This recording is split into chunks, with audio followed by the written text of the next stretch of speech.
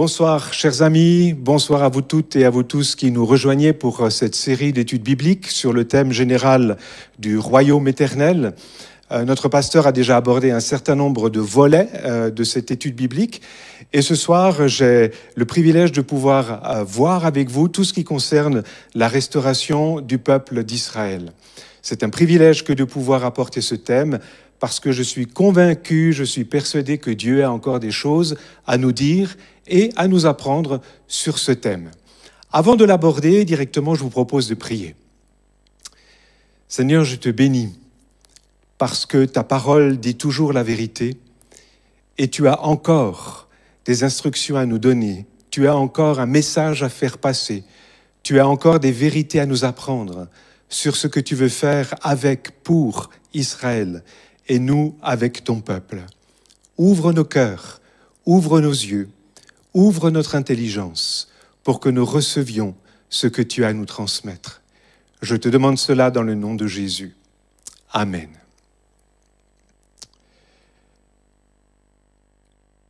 Les notes de cet enseignement seront disponibles sur le site internet via le lien.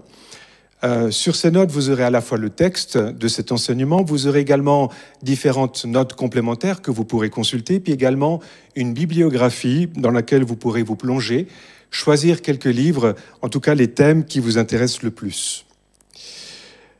En introduction, j'aimerais nous poser la question, mais pourquoi s'intéresser encore à cette question de restauration d'Israël?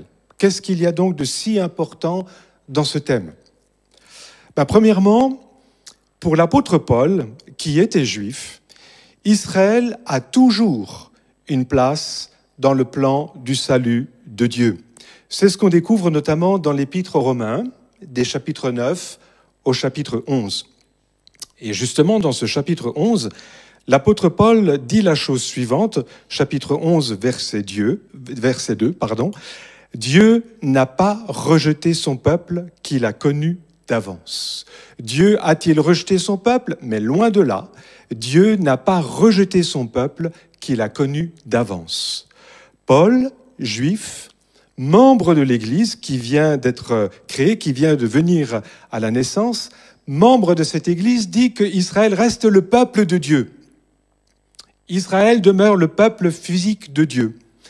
Et Paul dit également que ce peuple a été connu d'avance ou préconnu.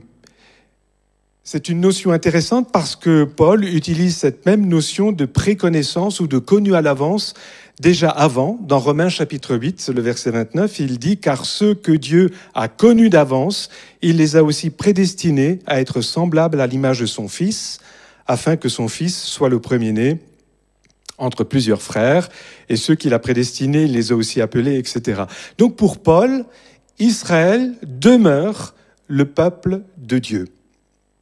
Et un peu plus loin, toujours au chapitre 11, le verset 12, il dit bien, combien plus en sera-t-il ainsi quand les Juifs se convertiront tous? Et au verset 15, que sera leur réintégration, les Juifs, sinon une vie d'entre les morts? Le peuple d'Israël demeure toujours attaché au cœur de Dieu et au cœur de l'apôtre Paul, puisque lui-même en faisait partie. Pourquoi donc s'intéresser à cette question de restauration? Simplement parce que Israël continue d'être le peuple de Dieu.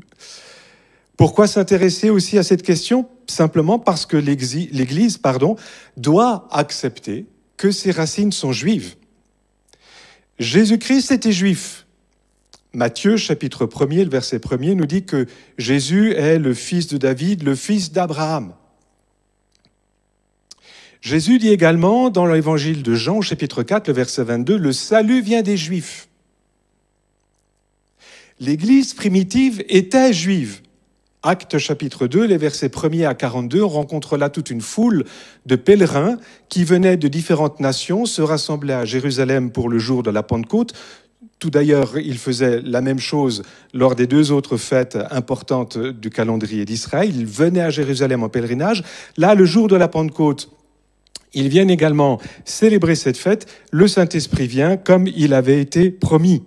Et le Saint-Esprit vient, tombe et visite ces pèlerins juifs. L'Église primitive était juive.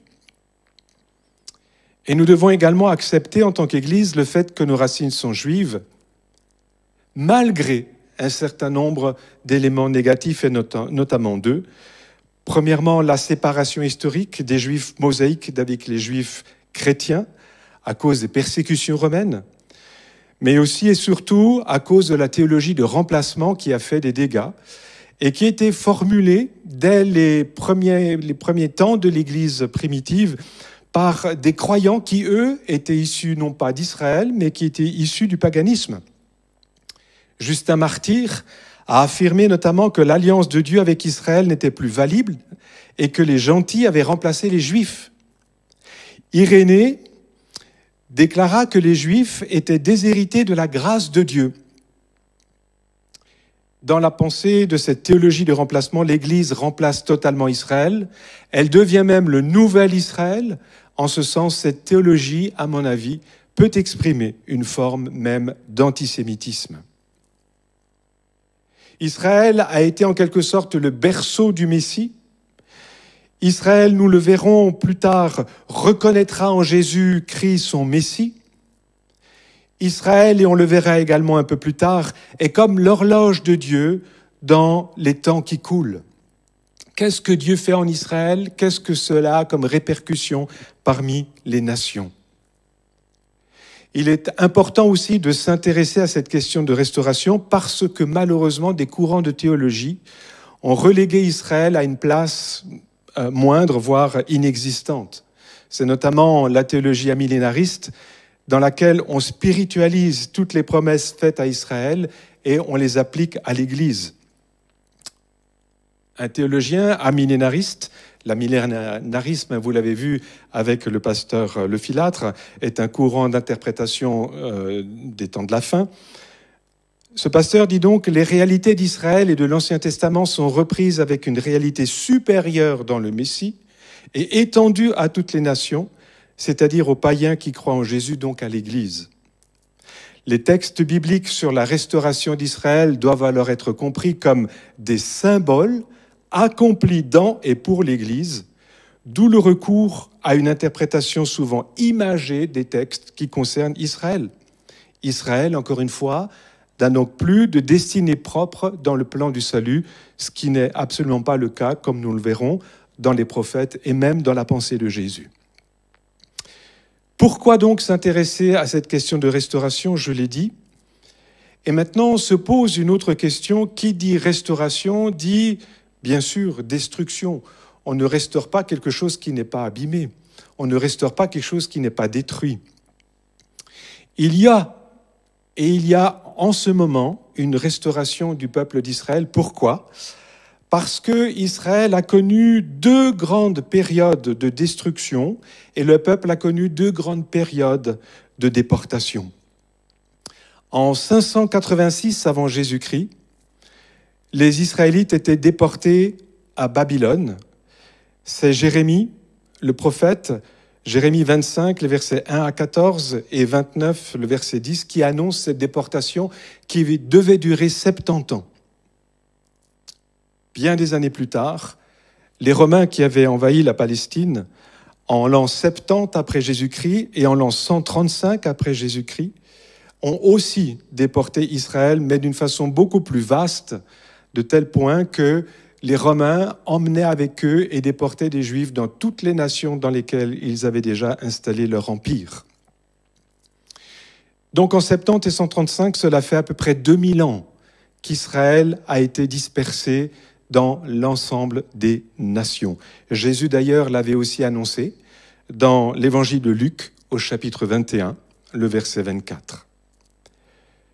Cette déportation du peuple d'Israël était accompagnée par une désolation, une destruction, une désertification quasi complète du pays.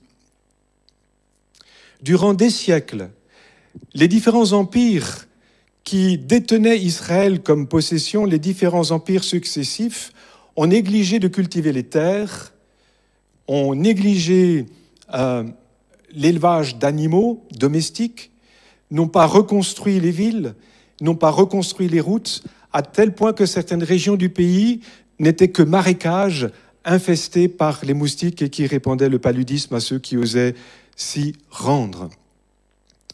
Cette désolation du pays avait été également annoncée. On le voit dans le livre du Lévitique au chapitre 26, les versets 27 à 33. Vous lirez l'entièreté du passage chez vous. « Si malgré cela, dit Dieu, vous ne m'écoutez pas, votre pays sera dévasté et vos villes seront désertes. » Il est intéressant de noter qu'au XIXe siècle, et d'ailleurs tout au long de l'histoire d'Israël, toutes sortes de gens ont voulu visiter ce pays de la promesse, et toutes les personnes qui nous ont fait un rapport écrit dans un livre ou dans un journal établissent les mêmes faits.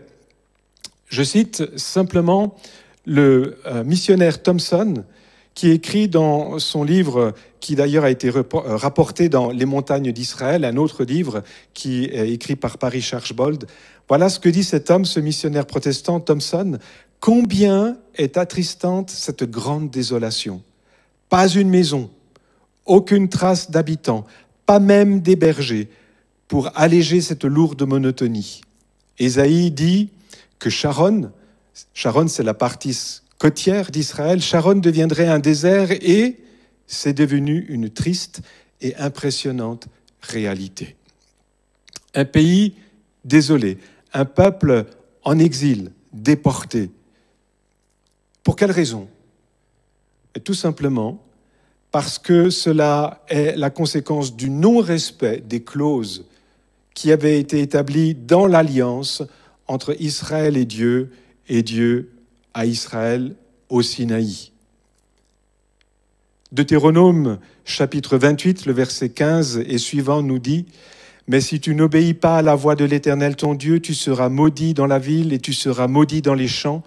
L'Éternel enverra contre toi la malédiction, le trouble et la menace jusqu'à ce que tu sois détruit. » Quelle triste réalité. Israël qui avait reçu les promesses, Israël qui avait reçu tout ce dont il avait besoin pour mener à bien sa vie comme Dieu le voulait, n'avait pas obéi à la loi de Moïse et il se trouvait alors dans une triste situation.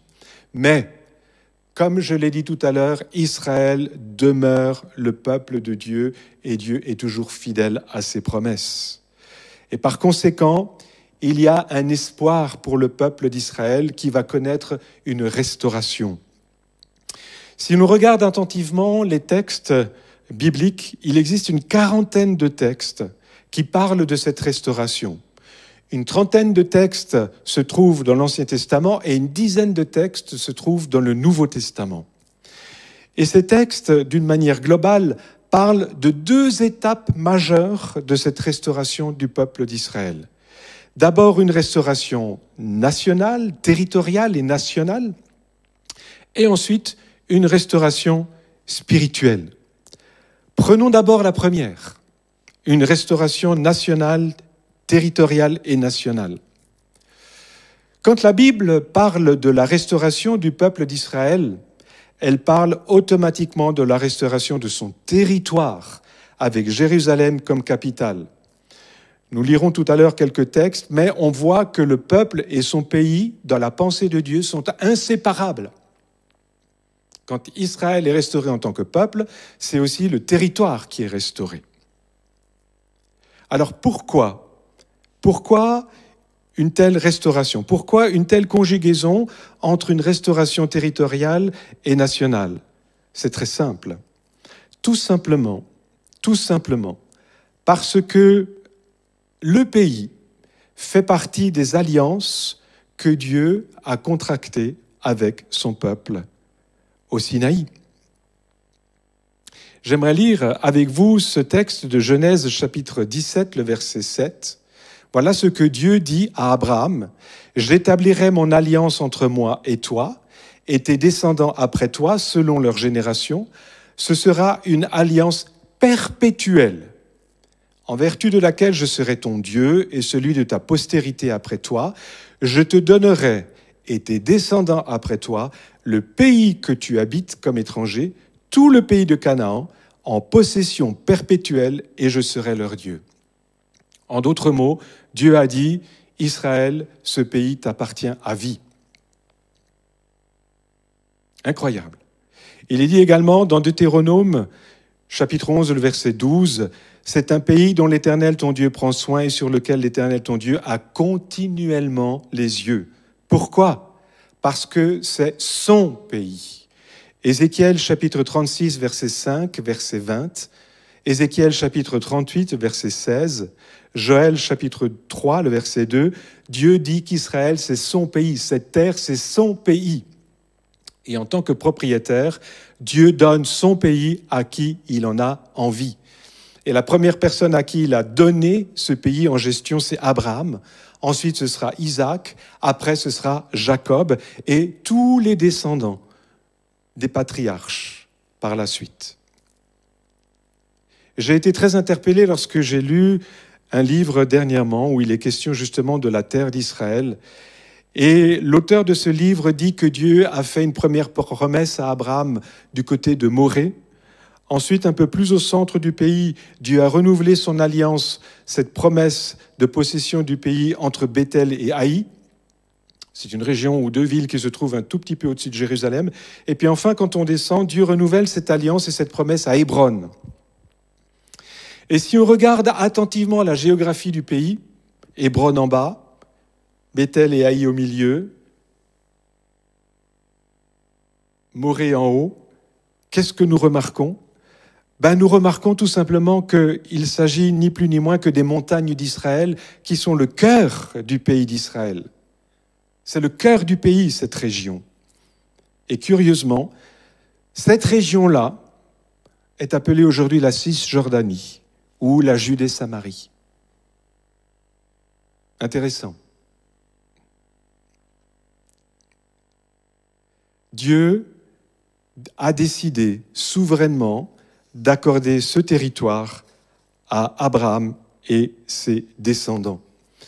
Mais ce n'est pas simplement ce bout de terre à cheval sur 3 continents. Ce n'est pas simplement ce petit bout de terre tel qu'on le voit aujourd'hui.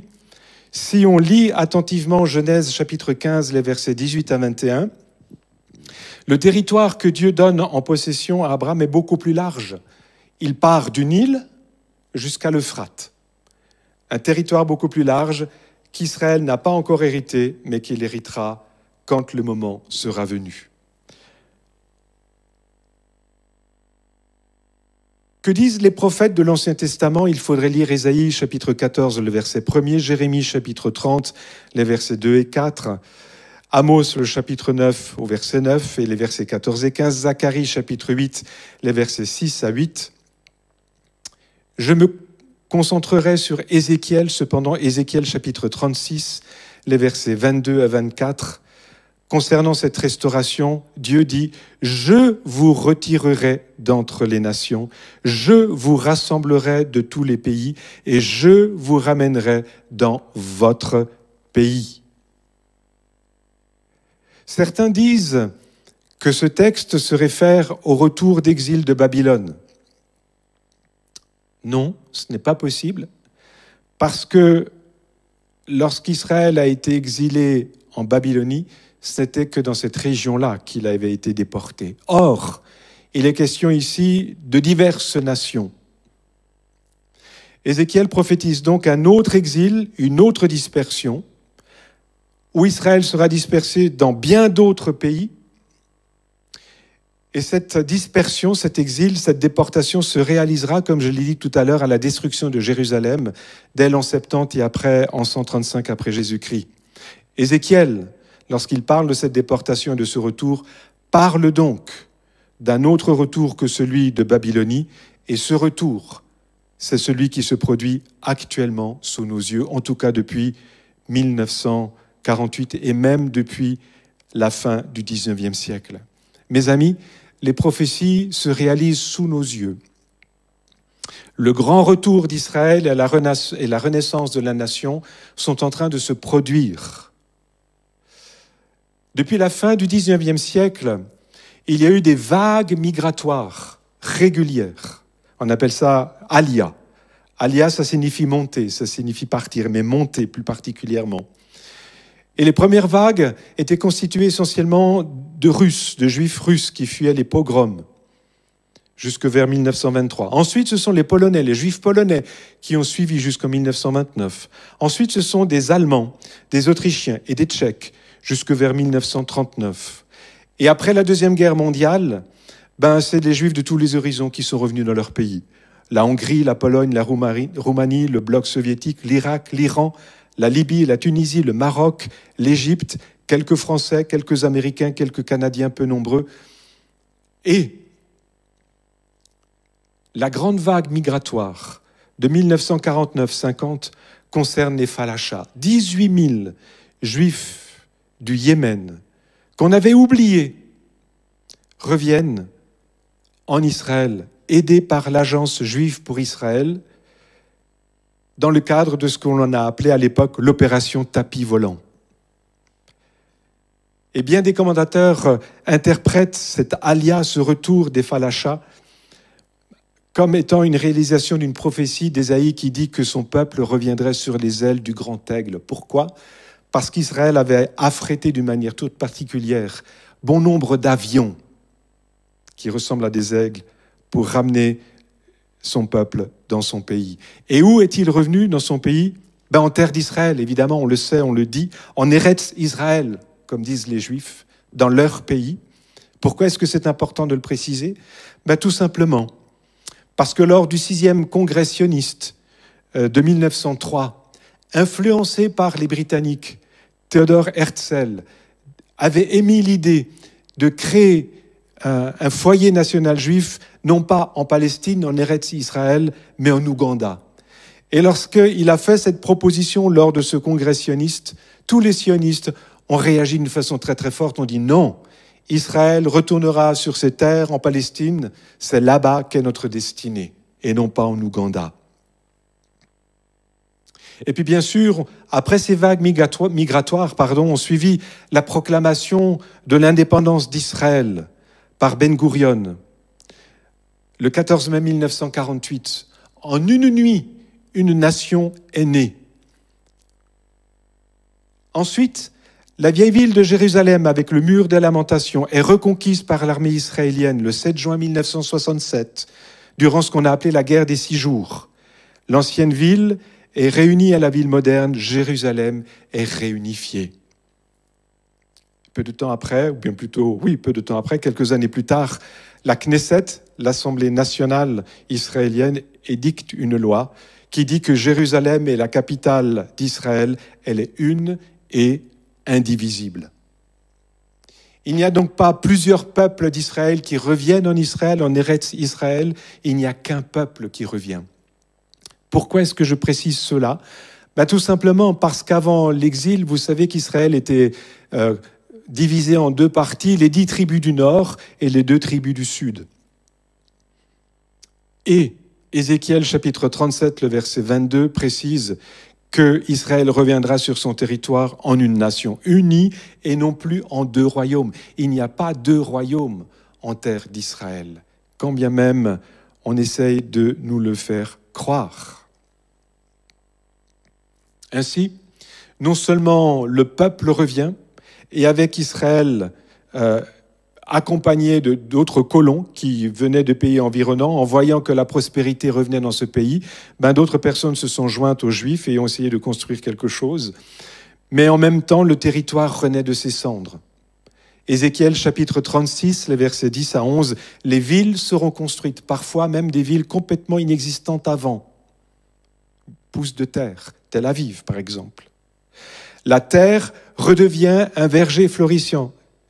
Ésaïe chapitre 41, le verset 19 et 51, le verset 3. Si vous prenez l'autoroute numéro 1 qui part de Tel Aviv jusqu'à Jérusalem, vous allez voir, vous passez au travers des champs et des prés avec par endroits des cultures absolument luxuriantes.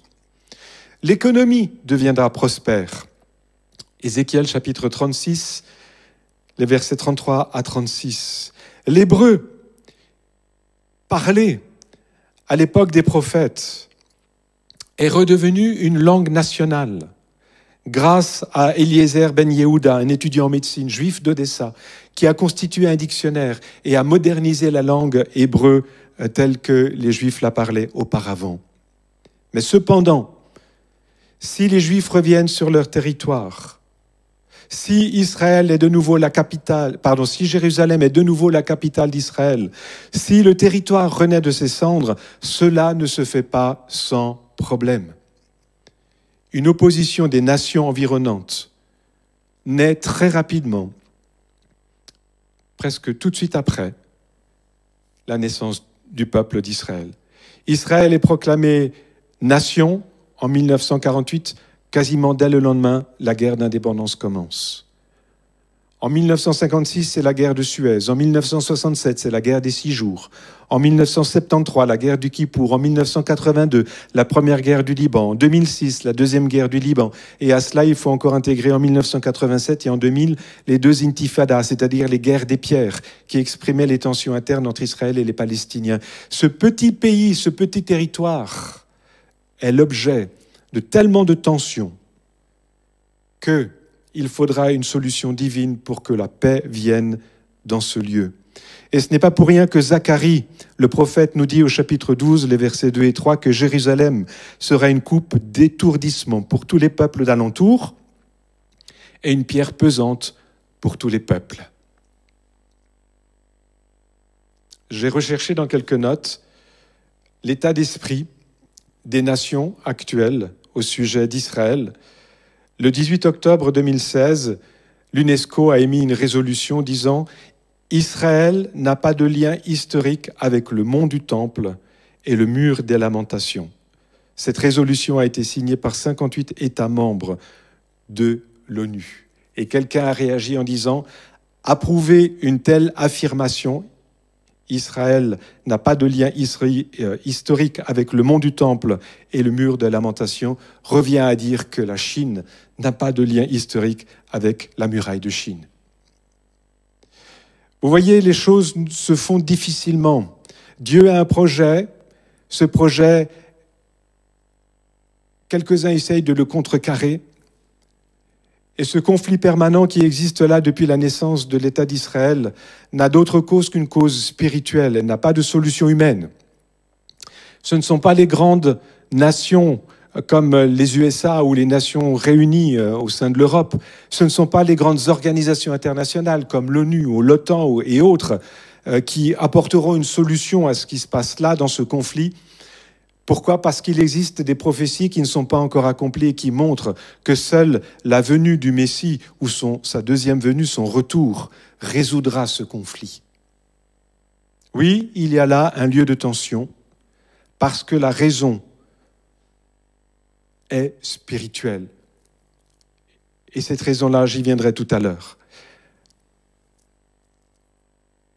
Que dit Jésus aussi au sujet de la restauration d'Israël, chapitre 21, verset 24, « Ils seront emmenés captifs parmi toutes les nations et Jérusalem sera foulée aux pieds par les nations jusqu'à ce que le temps des nations soit accompli. » Il y a donc un temps de souffrance, un temps de déportation, jusqu'à ce que, donc il y aura un terme à ce temps-là. Actes, chapitre 1er, les versets 6 à 8, les apôtres disent ou demandent à Jésus, « Seigneur, est-ce en ce temps que tu rétabliras le royaume d'Israël ?» Jésus répond, « Ce n'est pas à vous de connaître les temps ou les moments que le Père a fixés, mais vous recevrez une puissance de Saint-Esprit. » Jésus ne dit pas, « Vous êtes à côté de la plaque lorsque vous demandez le rétablissement du royaume d'Israël. » Il dit simplement, « Ce n'est pas à vous de savoir quand ça se produira. » Jésus a donc clairement annoncé une domination des nations sur Israël pendant un temps défini. Le temps des nations. Il a aussi annoncé donc une restauration d'Israël sous la forme d'un royaume. Et il a aussi annoncé la restauration spirituelle de ce royaume sous la forme d'une nouvelle alliance qu'il a inaugurée par la venue du Saint-Esprit. Alors parlons justement de ce deuxième aspect de la restauration d'Israël qui est la restauration spirituelle ou, si vous préférez, la nouvelle alliance. Pour cela, je vous propose de lire dans le livre de Jérémie au chapitre 31, les versets 31 à 34. « Voici, les jours viennent, dit l'Éternel, où je ferai avec la maison d'Israël et la maison de Juda une alliance nouvelle. Voici l'alliance que je ferai avec la maison d'Israël. » Cette alliance, il faut la mettre en connexion avec la fin de la vision des ossements desséchés, qu'Ézéchiel nous a retransmise dans son livre au chapitre 37. Vous savez, il s'agit de cette vision où Ézéchiel voit une vallée où il y a des tas d'os qui sont répartis par terre, et à un moment donné, il prophétise, les os se rapprochent les uns des autres, et les squelettes commencent à se former, mais il n'y a pas encore de vie. Voilà que tout d'un coup, après cela, la chair, les muscles, les tendons, tout ça se met sur cette structure osseuse, mais il n'y a toujours pas de vie. Et Ézéchiel est appelé à prophétiser encore et à dire, mais viens, Esprit de Dieu, souffle sur ces os et qu'ils vivent. Et voilà que le souffle de Dieu est donné. On sait que le rapprochement des os, que la constitution ou que la greffe de la chair, des muscles, des nerfs, etc., sur la structure osseuse, c'est ce rapprochement, cette renaissance physique du peuple d'Israël. Mais Israël a encore besoin de ce souffle divin, de cette nouvelle alliance. Et cette nouvelle alliance s'est réalisée d'une manière partielle le jour de la Pentecôte. Actes chapitre 2, les versets 14 à 21, où le Seigneur répand le Saint-Esprit, encore une fois sur les disciples rassemblés dans la chambre haute, mais aussi sur tous les pèlerins qui sont venus en visite. Cependant, il est malheureux de noter que seule une petite partie du peuple d'Israël est entrée à l'époque dans cette nouvelle alliance. Seule une petite partie du peuple d'Israël a connu cette restauration spirituelle de la nouvelle alliance. C'est ce que l'apôtre Paul appelle le reste d'Israël. Pourquoi ? Parce qu'Israël est resté incrédule à la venue de son Messie en la personne de Jésus. Elle a rejeté Jésus-Christ comme son Messie, et les Juifs non croyants en Jésus-Christ ont pris de la distance avec les convertis chrétiens, comme je l'ai dit, pour pouvoir continuer de bénéficier des privilèges que leur accordait l'Empire romain. Mais en même temps, l'Église a accueilli de plus en plus de païens en son sein, et c'est là qu'est née la théologie du remplacement, je ne reviens pas dessus. Vous voyez comme les choses se sont faites, imbriquées les unes dans les autres. Cependant, même si dans sa grande majorité Israël a rejeté Jésus-Christ comme son Messie, il a toujours existé des hommes, soit des individus, soit des tout petits groupes qui ont reconnu dans les Écritures que Jésus-Christ est bien le Messie, d'une manière ponctuelle. Mais il s'avère que depuis les années 60-70, il existe un mouvement bien plus important que ces quelques petites personnes isolées ou ces petits groupes isolés qui reconnaissent d'une façon de plus en plus claire et d'une façon de plus en plus courageuse que Jésus-Christ est bien le Messie. Je vais parler des Juifs messianiques. Mais en plus de cela, au sein de l'Église de Jésus-Christ, Dieu réveille de plus en plus d'hommes et de femmes dont les origines sont juives, mais qui ont été perdus à cause de diverses assimilations. Le Saint-Esprit continue son œuvre de restauration petit à petit jusqu'à ce que cette effusion messianique soit répandue en masse sur le peuple d'Israël. J'y viens dans un tout petit moment.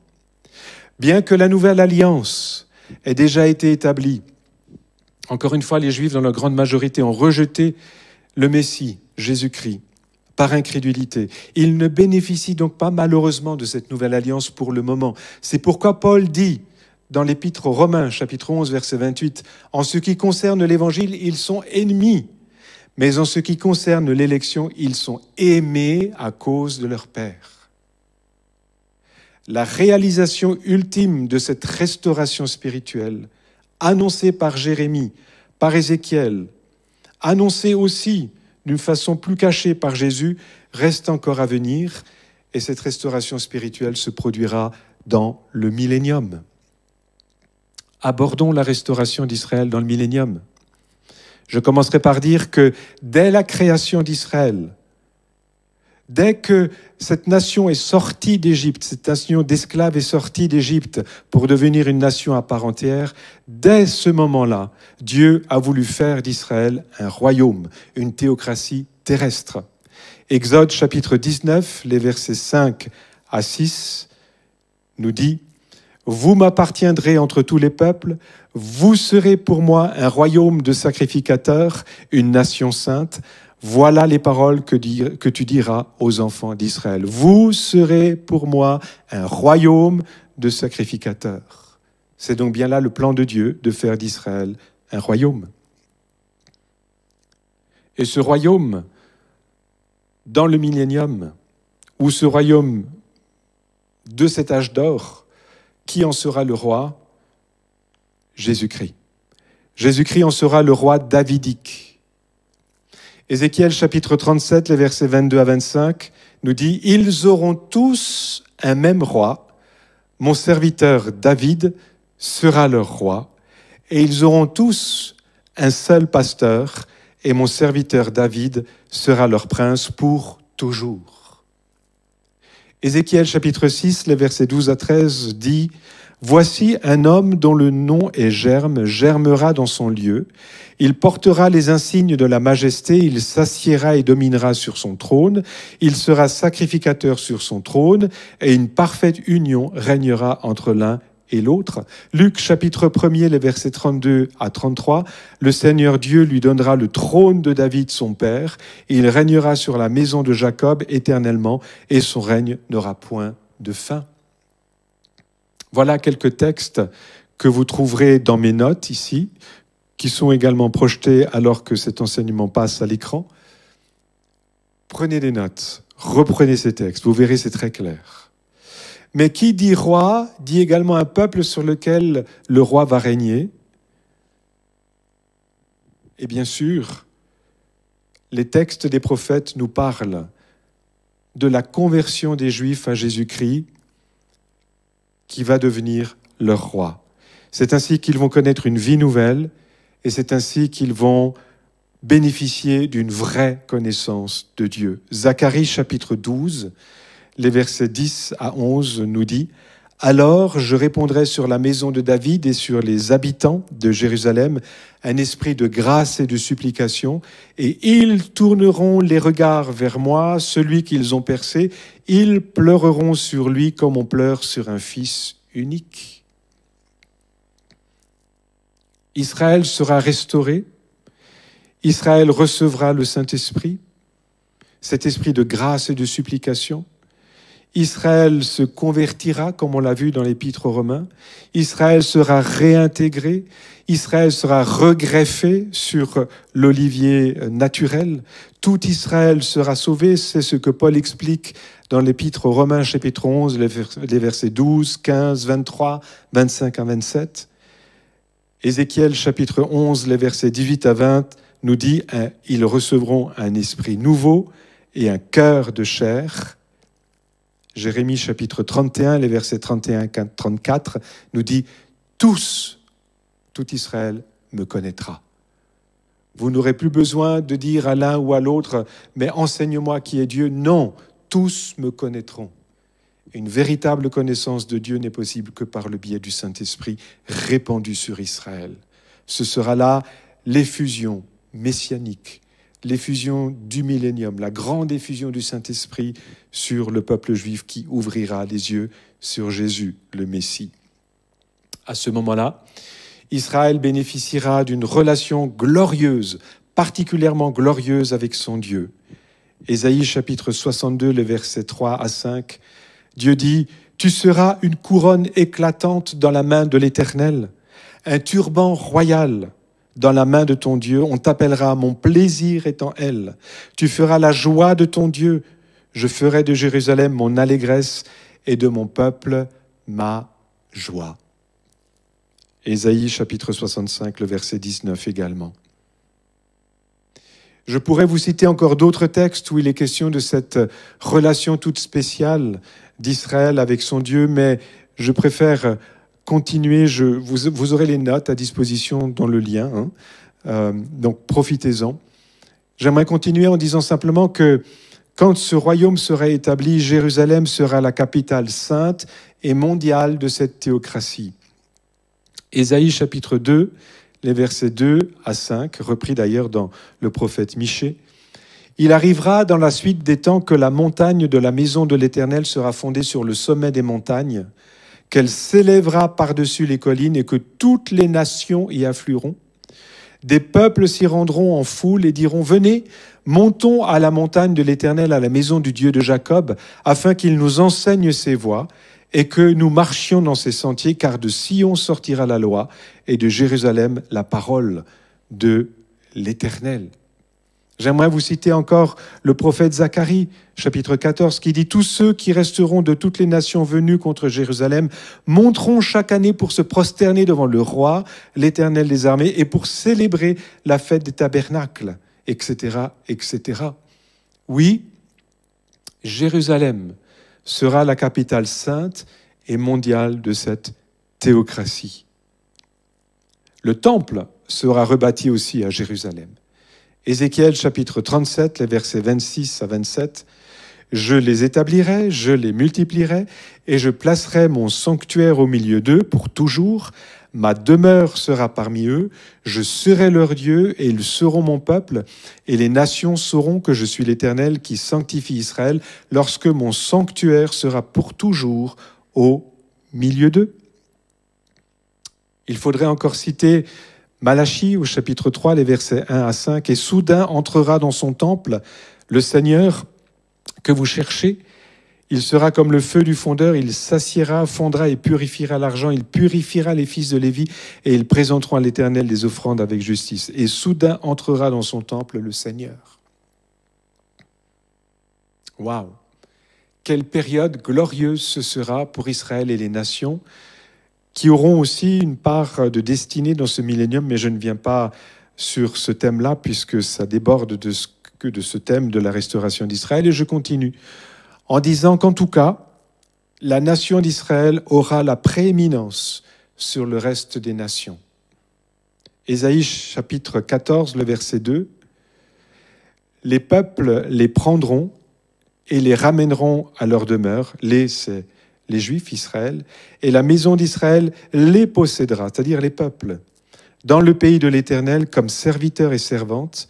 Ils retiendront captifs ceux qui les avaient faits captifs, et ils domineront sur leurs oppresseurs. » Il faudrait lire encore Ésaïe chapitre 49, le verset 23, et 60, le verset 12 à 16, mais cela prendrait trop de temps, lisez chez vous.